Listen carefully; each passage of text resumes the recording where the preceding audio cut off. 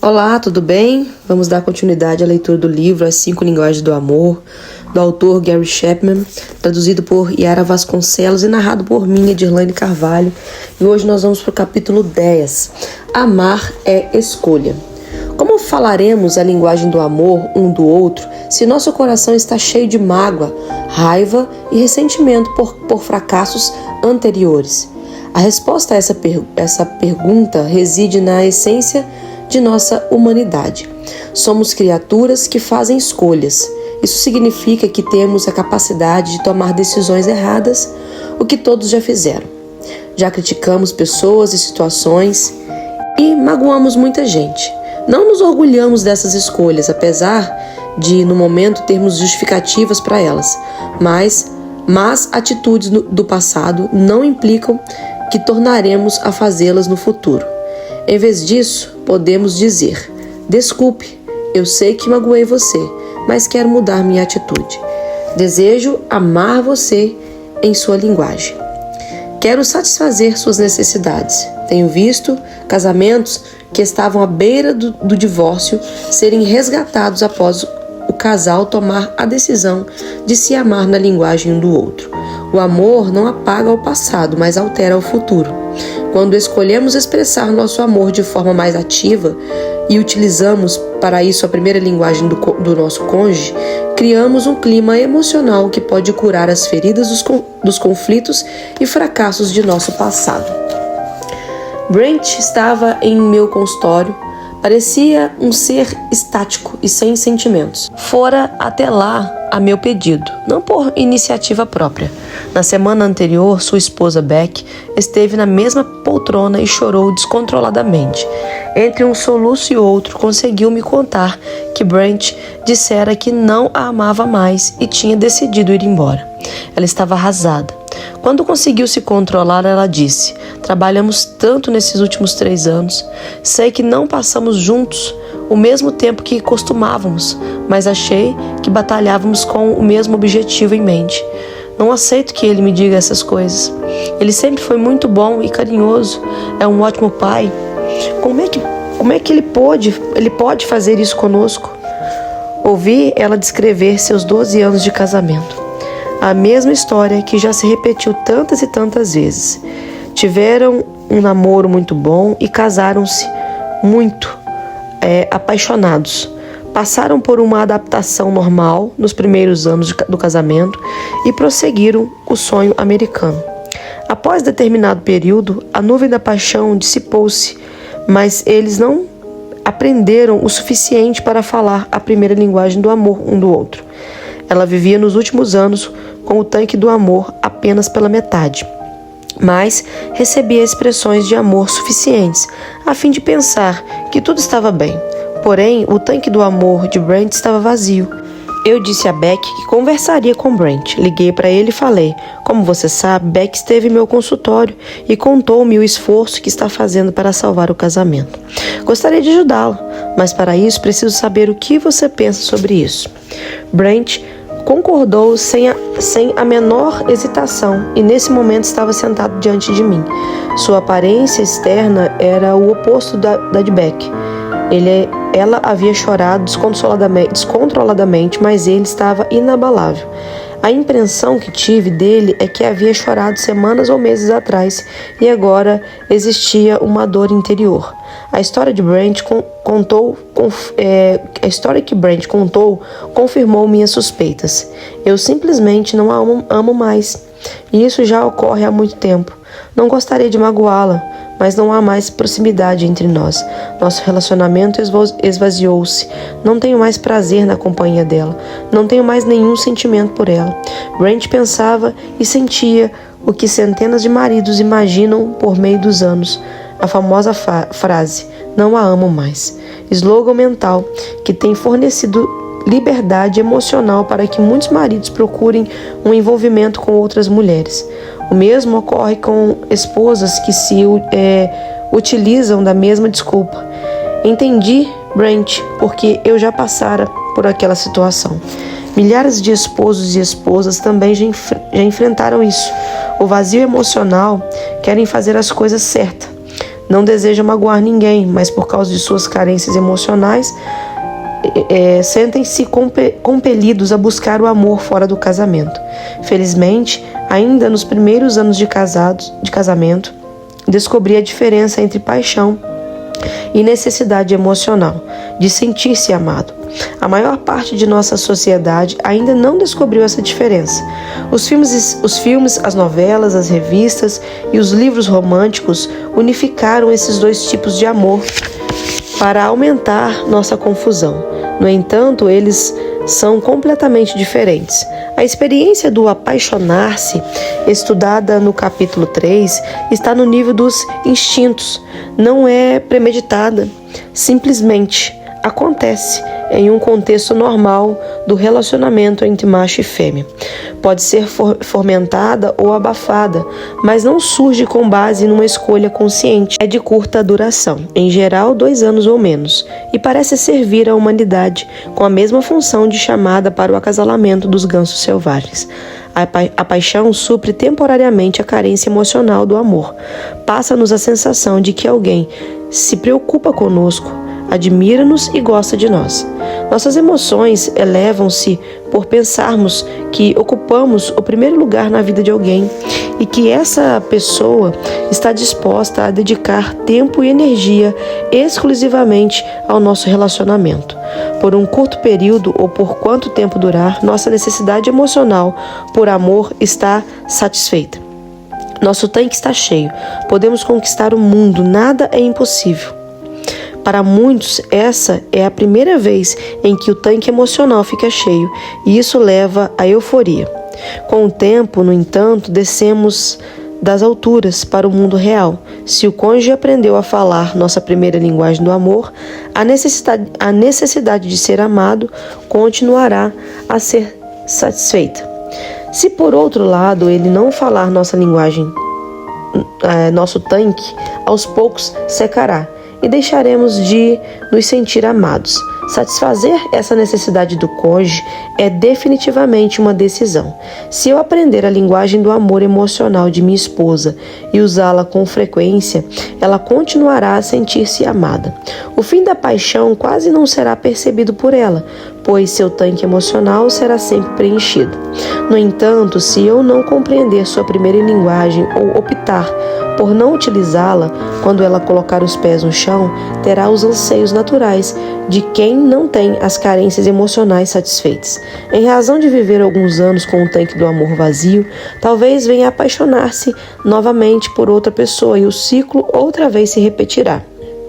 Satisfazer a necessidade de amor de minha esposa é uma escolha que faço a cada dia.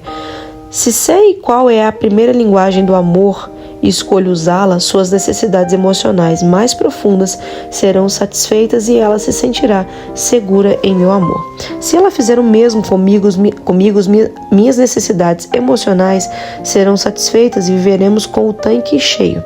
Em estado de plenitude emocional, conseguiremos canalizar nossas energias criativas para vários projetos de vida e, ao mesmo tempo, manteremos nosso casamento com estímulo e em crescimento. Com essas coisas em mente, olhei para o rosto tenso de Brent e imaginei se eu conseguiria ajudá-lo. Pensei se ele já não se apaixonara por outra pessoa, caso estivesse no início ou no ápice da paixão. São poucos os homens que, com o tanque do amor vazio, abandonam o casamento quando têm perspectiva de ver essa necessidade satisfeita em outra fonte, sem precisar deixar a família. Brent foi honesto e revelou-me que se apaixonara por alguém havia vários meses. Disse-me, no entanto, que aquele sentimento iria embora e tinha esperanças de resolver tudo com a esposa. Mas o relacionamento em casa piorou e seu amor pela outra mulher só aumentava. Ele já não conseguia viver sem seu novo amor. Interessei-me por Brent e pelo dilema que enfrentava. Ele sinceramente não desejava magoar a esposa e os filhos, mas achava que merecia ser feliz. Ele disse as estatísticas sobre o segundo casamento. 60% terminam em divórcio. Ficou surpreso em sabê-lo, mas estava convencido de que isso não aconteceria com ele. Disse-lhe também sobre os efeitos do divórcio nos filhos, mas estava certo de que sempre seria um bom pai para os filhos, que logo superariam o trauma da separação. Conversei com Brent sobre os assuntos deste livro e expliquei a diferença entre a experiência da paixão e a necessidade profunda de sentir-se amado. Falei sobre as 5 linguagens do amor e desafiei-o a dar mais uma chance ao casamento. Eu sabia que meu enfoque racional e intelectual do matrimônio, comparados com os picos emocionais que Brent estava sentindo, eram como uma pistola de água perto de uma arma automática. Brent agradeceu minha preocupação e pediu que eu fizesse o possível para ajudar Beck. Naquele momento, ele afirmou que não via esperança alguma para seu casamento. Um mês depois, recebi um telefonema de Brent. Ele disse que gostaria de conversar comigo novamente. Dessa vez, ao entrar em meu escritório, ele estava visivelmente perturbado. Não era mais o homem calmo e controlado que eu via anteriormente. Sua amante começava a descer das nuvens e a observar coisas que não apreciava em Brent. Ela se esquivava do relacionamento sexual e ele estava desesperado. Lágrimas vertiam de seus olhos. Ele me disse o quanto ela significava para ele e o quanto estava sendo insuportável passar por aquela rejeição. Comovido, ouvi a sua história durante 1 hora, até que ele pediu meu conselho. Ele disse que compreendia seu sofrimento. Aquela dor emocional era natural pela perda, um tipo de sofrimento que se extinguiria da noite para o dia. Expliquei-lhe também que aquela experiência era inevitável. Lembrei-lhe da natureza temporária da paixão e que cedo ou tarde ela cai das alturas e aterriza no mundo real. Alguns passam por isso até antes do casamento, outros depois. Ele concordou que era melhor agora do que mais tarde. Aproveitei a oportunidade para sugerir que aquela crise talvez fosse uma boa oportunidade para que ele e a esposa fizessem aconselhamento conjugal. Lembrei a ele de que o amor emocional verdadeiro e duradouro é uma escolha, e esse poderia renascer se ele e a esposa aprendessem a amar-se na linguagem certa de cada um. Ele concordou, e 9 meses depois Brent e Beck deixaram meu consultório com o matrimônio renovado. Quando há 3 anos vi Brent, ele me contou que seu casamento ia muito bem e me agradeceu novamente por tê-lo ajudado naquela fase tão crucial de sua vida. Disse-me que a dor pela perda do outro amor durou ainda uns 2 anos. Depois sorriu e disse: meu tanque nunca esteve tão cheio e Beck é uma mulher muito feliz. Ainda bem que Brent foi beneficiado por aquilo que chamo de desequilíbrio da paixão. As coisas são assim mesmo. Dificilmente uma pessoa se apaixona no mesmo instante que a outra e quase nunca se desapaixonam juntas. Não é necessário ser cientista social para chegar a essa conclusão. Basta ouvir as músicas românticas. Nesse caso específico, a amante de Brent se desapaixonou em tempo muito oportuno. Nos 9 meses em que aconselhei Brent e Beck, trabalhamos com vários conflitos que eles nunca haviam tentado resolver. A chave, porém, para o renascimento daquele casamento foi a descoberta da primeira linguagem do amor um do outro e a escolha de aprender a usá-la com frequência. Deixe-me voltar à pergunta do capítulo 9. O que fazer se a primeira linguagem do cônjuge não for natural em você? Sempre me fazem essa pergunta em meus seminários e minha resposta é: qual o problema nisso? A linguagem do amor de minha esposa é atos de serviço. Uma das coisas que sempre faço para ela como expressão de meu amor é passar o aspirador na casa. Vocês acham isso natural em mim? Para mim? Minha mãe costumava mandar que eu limpasse nossa casa. Quando eu era garoto e até adolescente, não podia jogar bola aos sábados enquanto não terminasse de limpar a casa toda. Naquela época eu dizia para mim mesmo: quando eu me casar, nunca mais vou tocar em um aspirador. Vou arrumar uma esposa que faça isso. Hoje, no entanto, limpo nossa casa com frequência.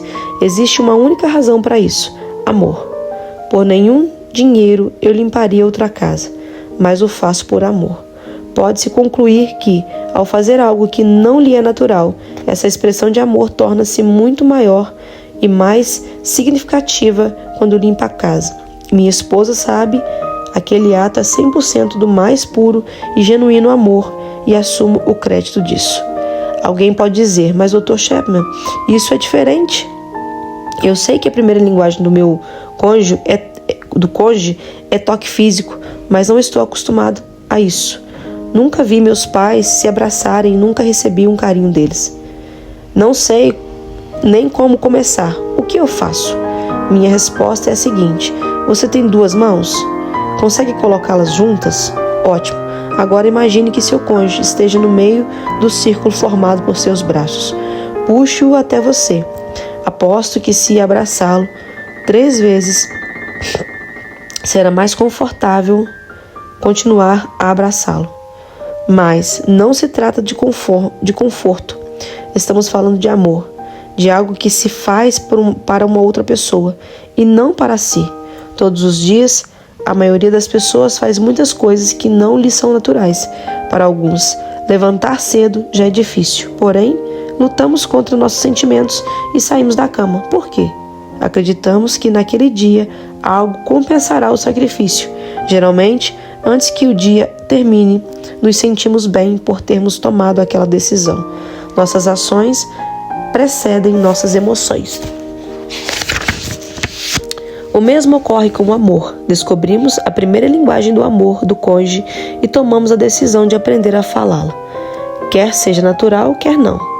Não reivindicamos sentimentos ardentes e delirantes. Simplesmente escolhemos fazê-lo para o bem daquele que amamos. Desejamos satisfazer as necessidades emocionais do cônjuge e nos predispomos a falar sua linguagem do amor.